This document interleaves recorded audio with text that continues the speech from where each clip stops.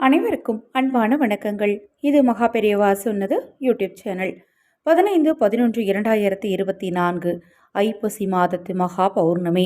அண்ட சராசரங்களையும் தனக்குள் அடக்கி வைத்திருக்கும் பரம்பொருளாகிய ஈசனுக்கு அன்னாபிஷேகம் நடைபெறக்கூடிய மிக சிறப்பு வாய்ந்த நாள். இந்த நாளில் சந்திரனின் சாபத்தை மட்டுமல்ல, நம்முடைய சாபங்கள், தோஷங்கள், பாவங்கள், துன்பங்கள் ஆகியவற்றை போக்கக்கூடிய அற்புதமான ஒரு நாள். இந்த நாளில் சிவாலயம் சென்று அன்னாபிஷேக தரிசனம் காண்பதுடன் வீட்டிலும் சில விஷயங்களை நம்ம கடைப்பிடிச்சோம் அப்படின்னா சிவனின் பரிபூரணமான அருள் நமக்கு நிச்சயமாக கிடைக்கும். ஒவ்வொரு மாதத்திலும் வரும் பௌர்ணமி திதி ரொம்ப சிறப்பானது. அதுலேயும் ஐப்பசியில் வரக்கூடிய இந்த பௌர்ணமிக்கு தனி மகத்துவமே உண்டு. இந்த நாளில் புனித நீராடுறது, அடுத்தது சிவாலயத்துக்கு அரிசியை தானமாக வாங்கி கொடுக்கறது, சிவாலயத்தில் அன்னாபிஷேகம் நடைபெறக்கூடிய விஷயங்களை போய் பார்க்கறது, அபிஷேகத்துக்கு முடிஞ்ச பொருட்களை வாங்கி கொடுக்கறது, இது போன்ற விஷயங்களை செய்கிறத போல் இந்த சில விஷயங்களையும் தவறாமல் செய்யுங்க. வீட்டிற்கு யாராவது உதவி கேட்டு வந்தால் அவங்கள வெறும் கையோட கண்டிப்பாக அனுப்பி வைக்காதீங்க.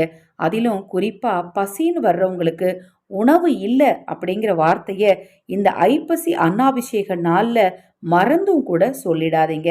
ஒருவேளை உணவு தயாராக தாமதமாச்சு அப்படின்னா அவங்களுக்கு பணமாவது கொடுத்து உதவுங்க சாப்பிட்றதுக்கு.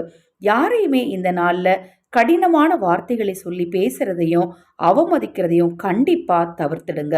யாருடைய மனமும் புண்படும் வகையிலான வார்த்தைகளை பயன்படுத்துவதையோ செயல்களை செய்வதையோ கண்டிப்பாக தவிர்த்திடுங்க.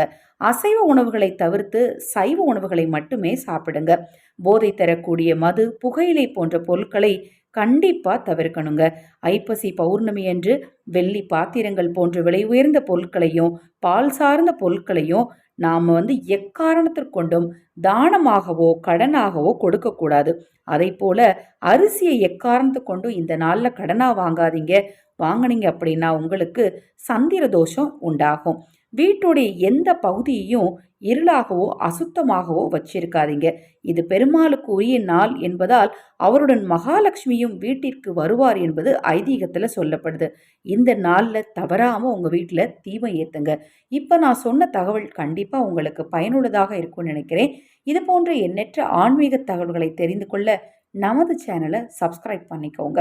ஹரஹர சங்கர ஜெய ஜெயசங்கர, ஹரஹர சங்கர ஜெய ஜெயசங்கர. மகா பெரியவா திருவடி பாதம் சரணம் சரணம். இந்த நாள் ரொம்ப ரொம்ப சக்தி வாய்ந்த நாள். பணவசியம் ஏற்படுவதற்கும், தொழிலில் முன்னேற்றம் உண்டாகுவதற்கும், குடும்பத்தில் ஒற்றுமை உண்டாகுவதற்கும் சிறு சிறு வழிபாடுகளையும் பூஜை முறைகளையும் தவறாமல் செய்யுங்க. உங்களுக்கும் உங்கள் குடும்பத்தாருக்கும் மகா பெரியவா அருளால நல்லதே நடக்கும்.